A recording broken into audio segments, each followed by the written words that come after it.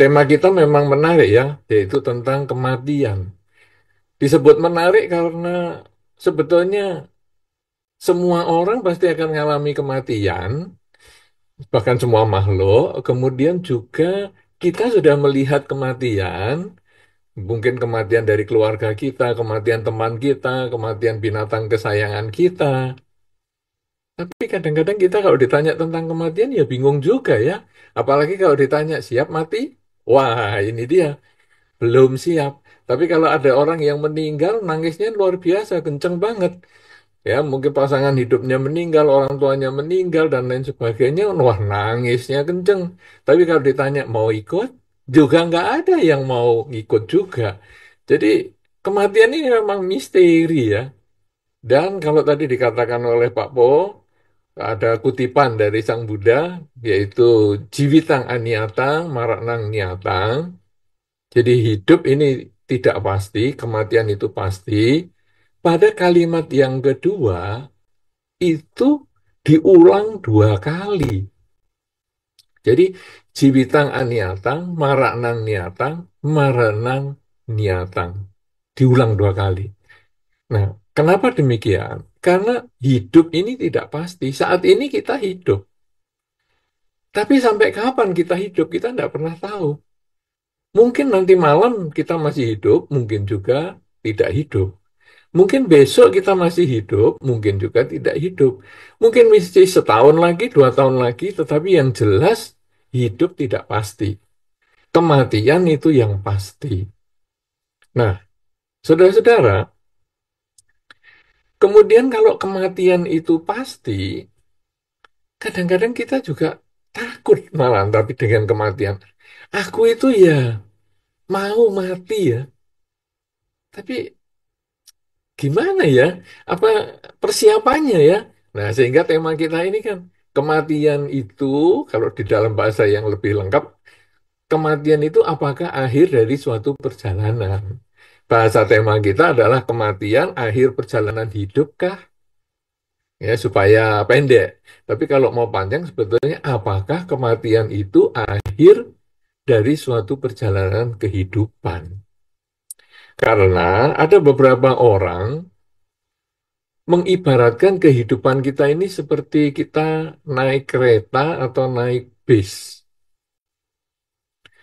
Kalau katakanlah naik kereta ya, jadi kita misalnya dari kota mungkin Jakarta atau mana ada stasiun, mungkin naik dari stasiun Gambir misalnya.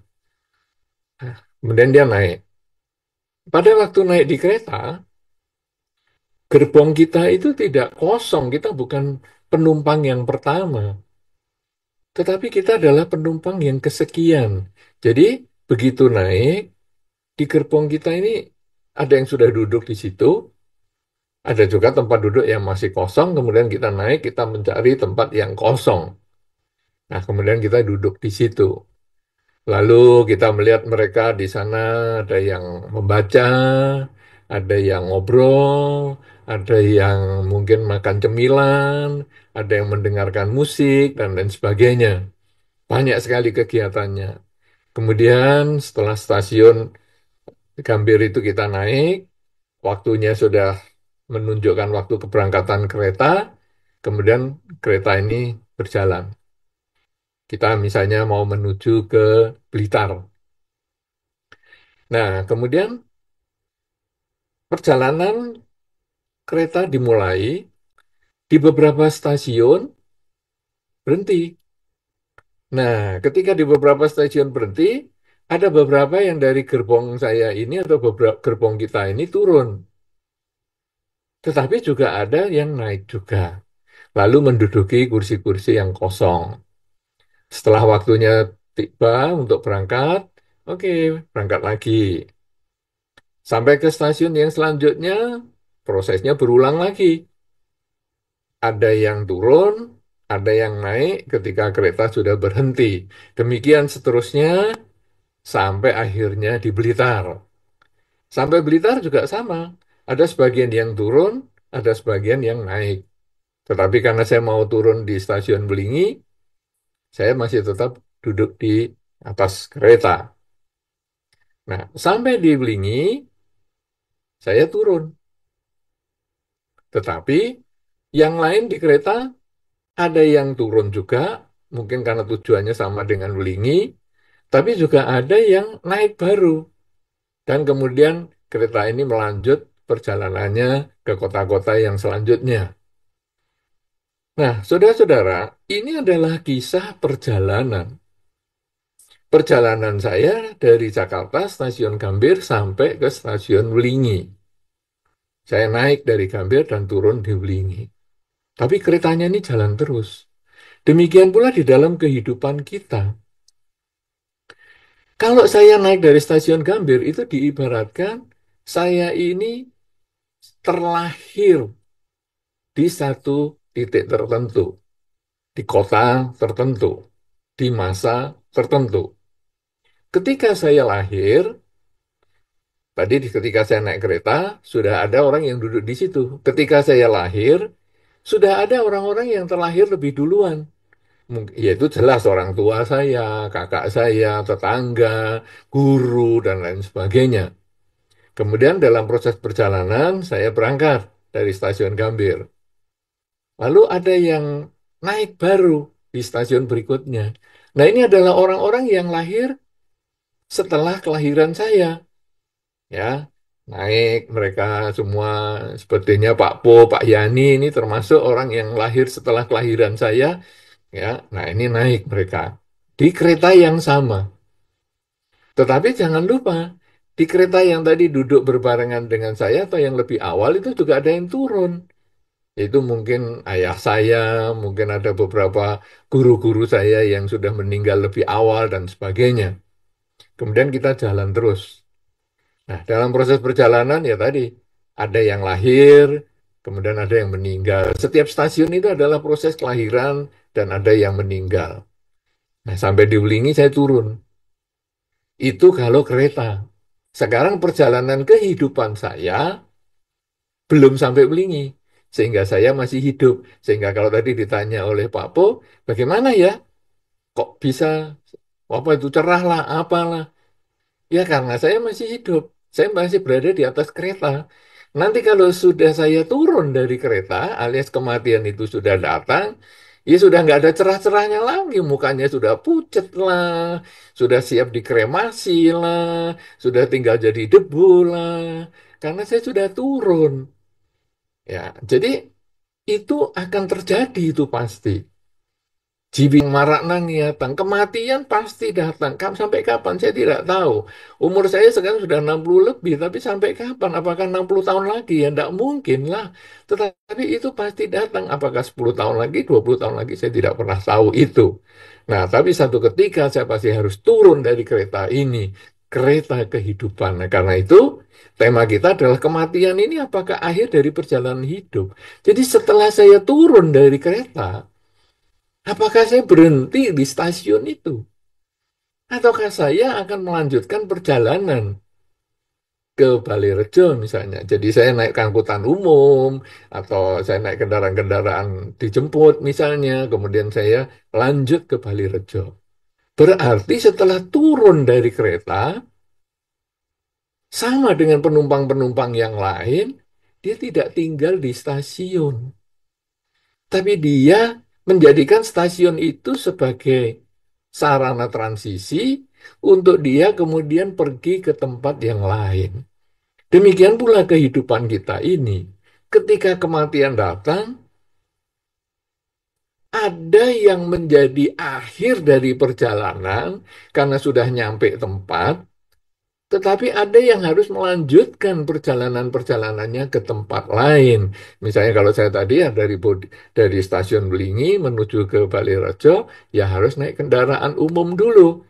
Naik kendaraan yang berbeda. Ketika saya belum mencapai tujuan ataupun pencerahan, maka saya masih membutuhkan perjalanan hidup lagi, menyambung kehidupan ini untuk melatih kesadaran, mengembangkan praktek Dharma, agar nanti sampai di tujuan akhir. Tapi bagi mereka yang sudah menyelesaikan tujuannya, maka perhentian di stasiun itu menjadi perhentian yang terakhir. Sekarang, saudara-saudara, kalau berbicara tentang kematian, di dalam Dhamma mengibaratkan kematian itu dengan pelita. Ada yang pelita itu kalau dihidupkan, lampu pelita dihidupkan, lampu minyak, kalau dihidupkan atau Anda yang punya di altar, biasanya beberapa orang yang secara tradisional masih memiliki lampu minyak di altar. Ya, saya katakan secara tradisional karena sekarang sebetulnya secara modern agak berbahaya. Resiko kebakarannya cukup tinggi sehingga lampunya biasanya diganti elektrik semua. Bahkan lilinnya pun sekarang lilin elektrik. Sudah bukan lilin asli lagi supaya kalau jatuh atau kelupaan dimatikan tidak membahayakan rumah. Nah, sekarang bagi yang mereka masih tradisional dengan menggunakan lampu pelita, ada lampu minyaknya, maka tentu Anda perhatikan baik-baik. Lampu minyak itu kalau kita hidupkan, pagi kita akan melihat lampu itu ada yang mati. Biasanya matinya kenapa? Ada yang mati karena sumbunya sudah habis, karena biasanya lampu pelita itu pakai sumbu yang mengambang, dan sumbunya pendek, ya habis. Nah, kita ganti sumbu baru, hidupkan lagi, karena minyaknya masih banyak. Ada juga yang ketika pagi kita lihat, loh minyaknya sudah habis, sumbunya masih ada, tapi minyaknya habis, karena kemarin saya nggak ngisi, jadi minyaknya hanya sedikit, atau saya ngirit. Lampu minyak itu bentuknya kan seperti piala begitu, atau gelas kadang-kadang, saya isi air. Nah, sehingga minyaknya itu hanya 1 senti di atas air, habis. Kemarin nggak saya isi, tapi sumbunya masih. Ada juga saya lihat pagi hari, minyaknya juga habis, sumbunya juga habis. Jadi pas mati. Tapi satu ketika saya juga melihat lampu minyak ini mati.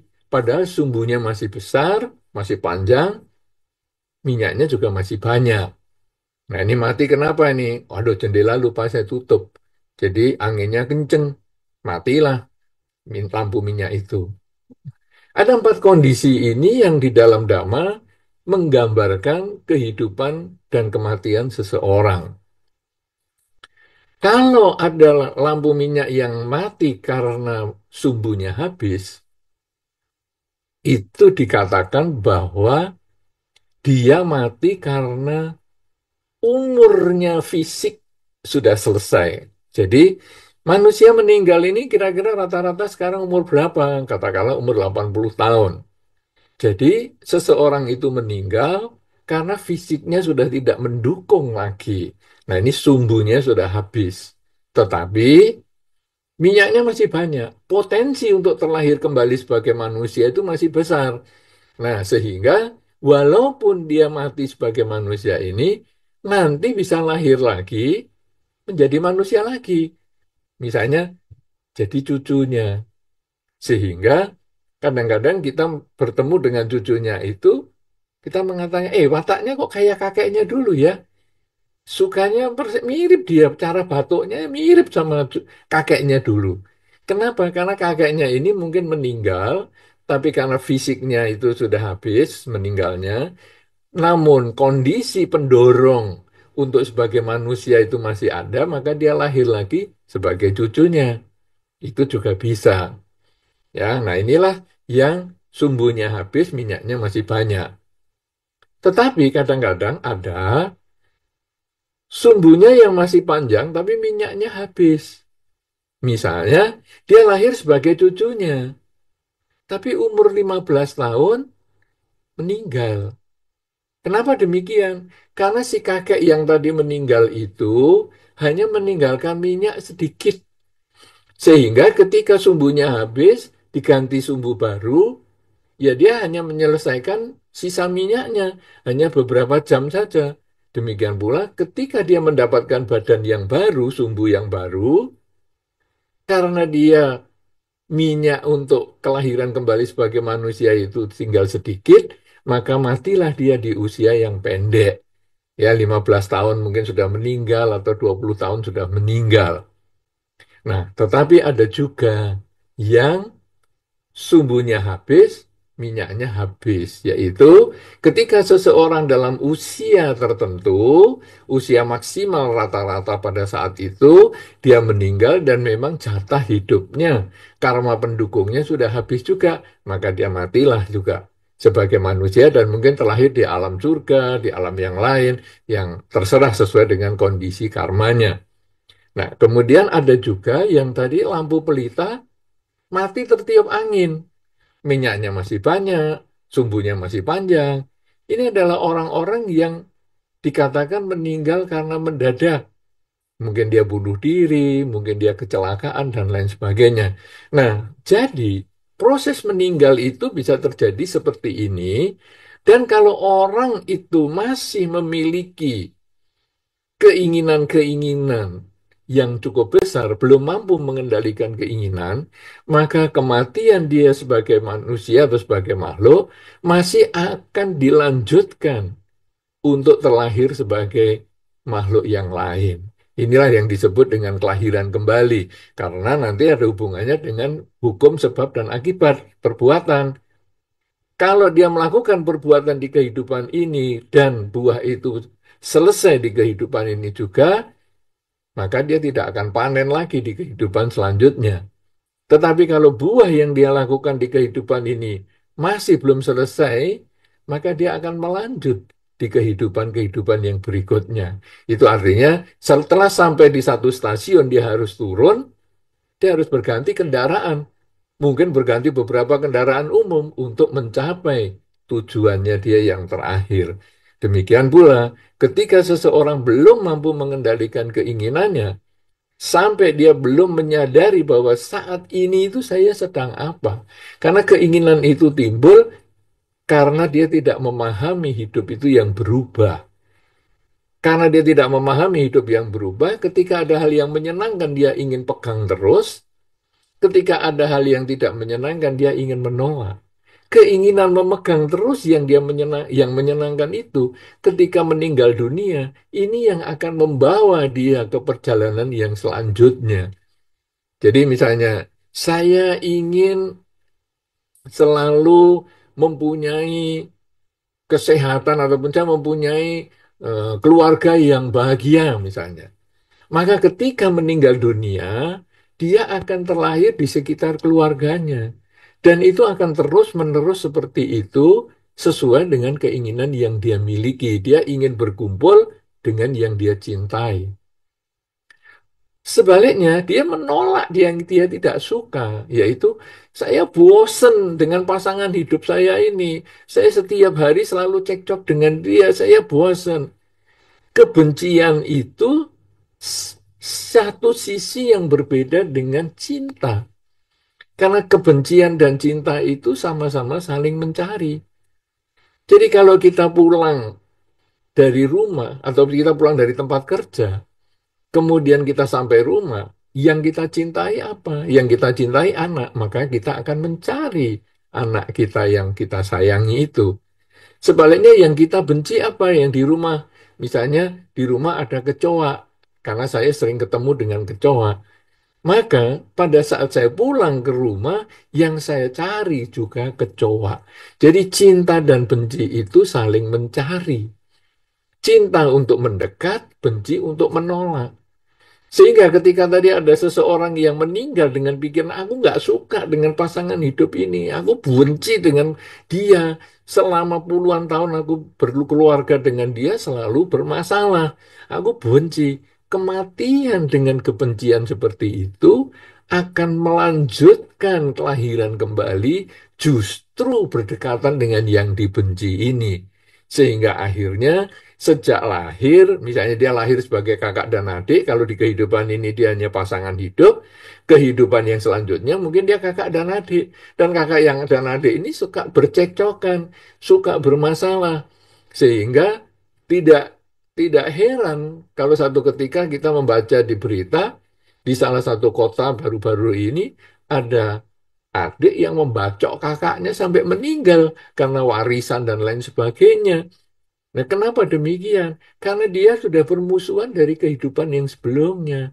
Sebaliknya, ketika tadi karena berdekatan dan ingin selalu berkumpul dengan keluarga misalnya, maka dia akan lahir lagi menjadi satu keluarga yang baru, anggota keluarga yang baru, dan hubungannya dekat, selalu membahagiakan, menimbulkan kegembiraan setiap kali berkumpul, dan lain sebagainya. Nah, inilah mereka-mereka yang masih belum bisa menghentikan kelahiran kembali, sehingga kalau kematian itu akhir perjalanan hidup, dia masih akan berlanjut.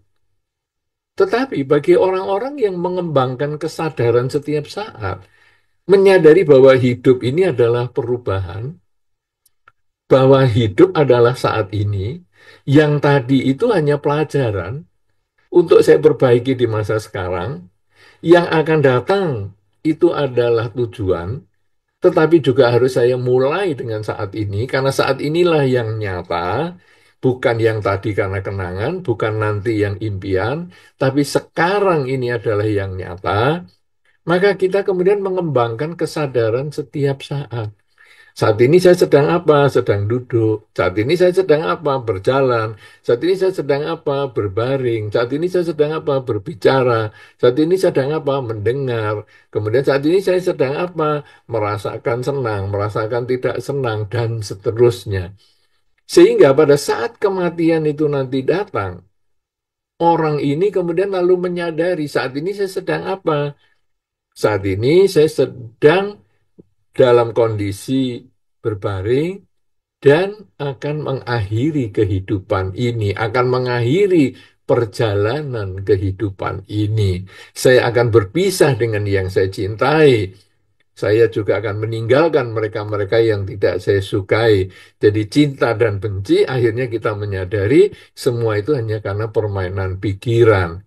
Cinta adalah karena keinginan saya tercapai dengan dia, sebaliknya kebencian adalah karena keinginan saya yang tidak tercapai. Kalau demikian, semua itu hanya karena keinginan. Maka saya kendalikan keinginan saya sadari saat ini saya sedang apa, saya mulai menenangkan pikiran saya, mengamati saat ini napas saya sedang masuk, napas saya sedang keluar. Napas saya masuk, napas saya keluar. Dan pada satu saat nanti ketika nafas saya keluar, tidak masuk lagi, saya sudah siap menghadapi kenyataan itu.